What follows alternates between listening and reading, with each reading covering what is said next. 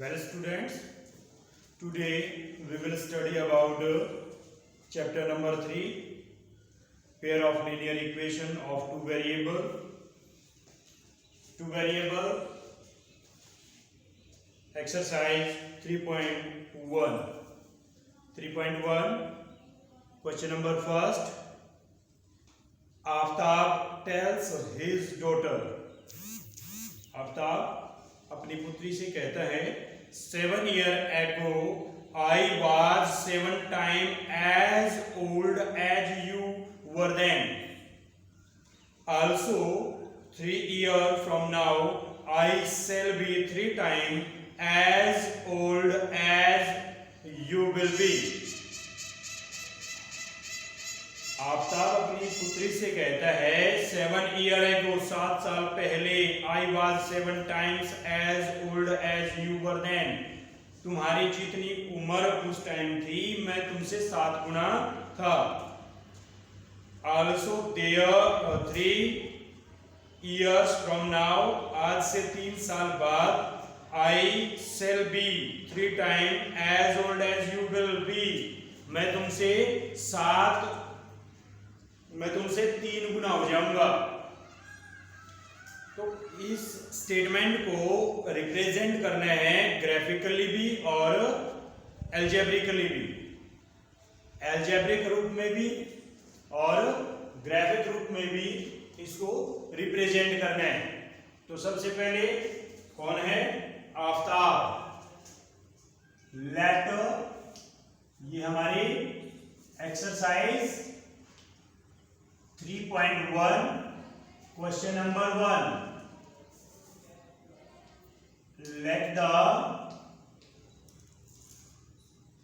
present age of Aftab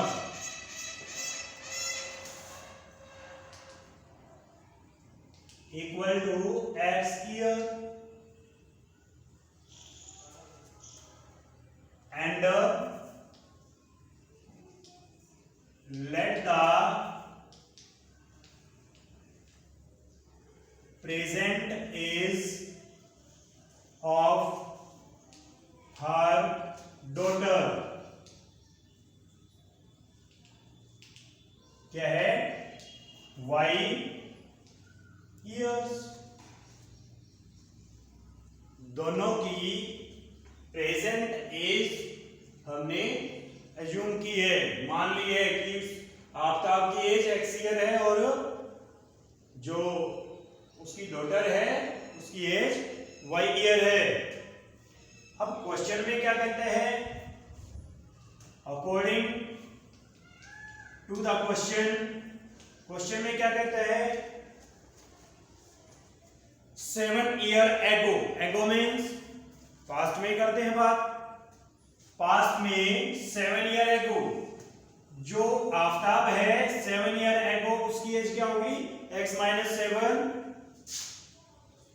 और जो daughter है उसकी एज क्या होगी? y - 7. दोनों ये आज उनकी प्रेजेंट एज है. प्रेजेंट एज जो अभी है. अगर आपकी एज आज 20 years है तो 7 साल पहले क्या थी? 7 सब्ट्रैक्ट करेंगे यानी 13 years. ओके. तो जो आफ्ताब की एज है x - 7, x उसमें से -7 करेंगे और y में से भी -7 करेंगे. अब I was 7 times as old as you were then. कि मैं तुमसे 7 गुना होऊंगा. कौन होगा? आफ्ताब. आफ्ताब पुत्री से 7 गुना बड़ा होगा. छोटा कौन होगा? पुत्री छोटी होगी. कितनी? 7 गुना छोटी. अगर दोनों को इक्वेट करना है, इक्वेशन में लेके आना है, दोनों को इक्वल करना है, या तो इसको 7 से डिवाइड करेंगे और या फिर इसको 7 से मल्टीप्लाई करेंगे. एक काम करेंगे, दोनों को इक्वल करना है तो या तो जो ज्यादा है, जितना ज्यादा है उससे उसको डिवाइड करेंगे, और या फिर जो जितना कम है उतने से मल्टीप्लाई करेंगे। ओके, ये 7 टाइम्स कम थी तो हमने इसको 7 से मल्टीप्लाई किया है। अब x minus 7 equal 7y minus 49, y को इस तरफ लेके आइए, x minus 7y equal 49 minus, और इसको उस तरफ लेके गए plus 7, x minus 7y equal क्या आया, 49 में से 7 को सब्ट्रैक्ट करेंगे, क्या आएगा 42। That's the first equation. ये हमारी फर्स्ट इक्वेशन है, हमारी पहली कंडीशन फुलफिल होती है। Are you understand? Next second fact, according to second fact, दूसरी जो बात कहते हैं, दूसरी जो शर्त कहते हैं वो क्या है, क्या कहते हैं, 7 years from now, तो सॉरी 3 years from now, आज से 3 साल बाद, तो एक x 3 years ऐड करेंगे क्योंकि बाद की बात होती है, और इक्वल y प्लस 3, समझ आया? क्यों किया? क्योंकि 3 साल आगे की बात होती है, इन फ्यूचर की बात होती है, तो फ्यूचर के लिए हम ऐड करते हैं। आज हमारी एज 12 ईयर है आपकी एज, और 3 साल बाद क्या होगी, तो आपकी 15 होगी। Okay, I shall be 3 time, कौन, आफ्ताब, कितना होगा 3 टाइम, किससे, डॉटर से, तो क्या करेंगे, डॉटर की एज को 3 से मल्टीप्लाई करेंगे, क्यों, क्योंकि वो 3 टाइम लेस है, समझ आई बात, वो 3 टाइम लेस है इसलिए उसको 3 से मल्टीप्लाई करेंगे। अब x plus 3 equal to 3y, 3 3 जा 9, x माइनस 3y, इसको इधर लेके आए, इक्वल टू 9, इस 3 को दूसरी तरफ लेके गए, minus 3, x minus 3y equal to 6, ये आपकी सेकेंड इक्वेशन। तो हमने इसको ज्योमेट्रिक रूप से रिप्रेजेंट किया है, एल्जेब्रिक रूप से रिप्रेजेंट किया है। अब इसको कैसे करना है, ग्राफिकली करना है, तो हम क्या करेंगे, इनमें वैल्यू पुट करेंगे। 9th क्लास में किसी भी चीज को, मैं इसको इरेज कर रहा हूं अभी, इसको नोट कर ले अच्छे से। 9th क्लास में हमने इसको ग्राफ पे रिप्रेजेंट करना सीखा है। या आपकी फर्स्ट इक्वेशन, सेकेंड इक्वेशन क्या है, x minus 3y equal 6, second equation.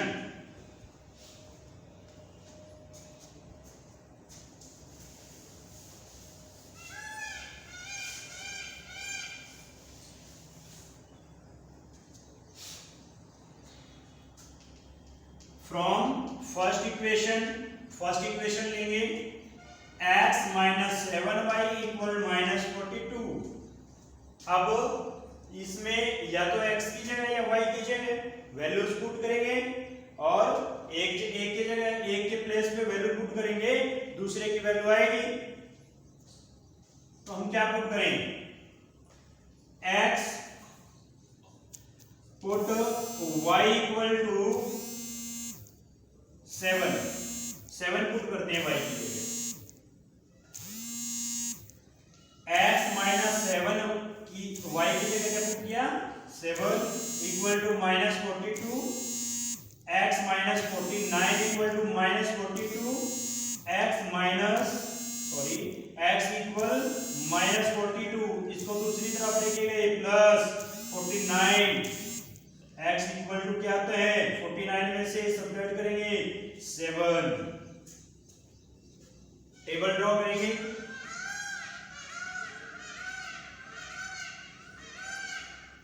ये x ये y, जब x y की वैल्यू हमने 7 पुट किया है तो x क्या आया है 7, समझ आया।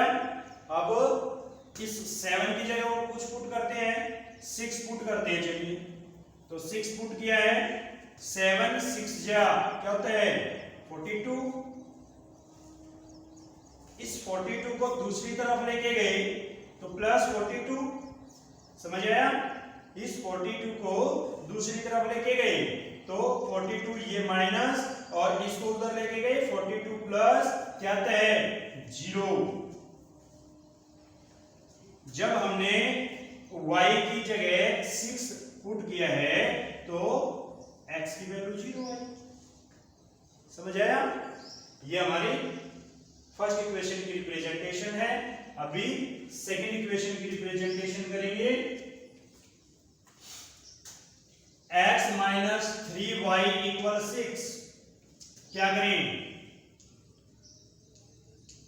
Put y equal to 0, y को 0 पुट करें। x minus 3 into 0 equal to 6, x 3 0 0 होता है तो क्या आया 6। अब पुट और कुछ पुट करें, चलो x इक्वल टू 0 पुट करते हैं, x इक्वल टू 0 पुट करते हैं तो x की जगह 0 माइनस 3y इक्वल 6 और y इक्वल 6 बाय माइनस 3। ये माइनस 3 नीचे गया, डिवाइड में कैंसिल करेंगे, 3 2 जा 6, y इक्वल टू माइनस 2। समझ आई बात। तो ये हमारी सेकेंड इक्वेशन की रिप्रेजेंटेशन है, इसको टेबल में ड्रॉ करेंगे। एक x एक y, जब हमने x की y की वैल्यू 0 पुट की थी तो x की वैल्यू क्या आई थी 6, और जब हमने x की वैल्यू 0 पुट की थी तो y की वैल्यू क्या आई -2। समझ आया। अब ग्राफ से रिप्रेजेंट करेंगे इसको। You are knowing about the graph। हमने 9th क्लास में ग्राफ के बारे में जो है स्टडी किया था। तो ये जो वर्टिकल लाइन होती है ये क्या होती है, ये y एक्सिस होती है, y एक्सिस होती है, और ये क्या होता है ओरिजिन पॉइंट। ओरिजिन पॉइंट दोनों का 0 0, दोनों का इंटरसेक्शन पॉइंट जो है उसको ओरिजिन पॉइंट बोलते हैं, समझ आई। और ओरिजिन पॉइंट से नीचे y जो है डैश होता है, y डैश नेगेटिव होता है ये, और ये क्या है x coordinate, x axis sorry, और ओरिजिन से लेफ्ट की ओर क्या होता है x डैश नेगेटिव होता है। चलिए अब रिप्रेजेंट करते हैं। 1 2 3 4 5 6 7 इक्वल डिस्टेंस में ये आपके डिस्टेंस जो है सभी इक्वल होंगे। 1 2 3 4 5, हाईएस्ट क्या है 7, इसको 6 7, y -1 -2 -3 -1 -2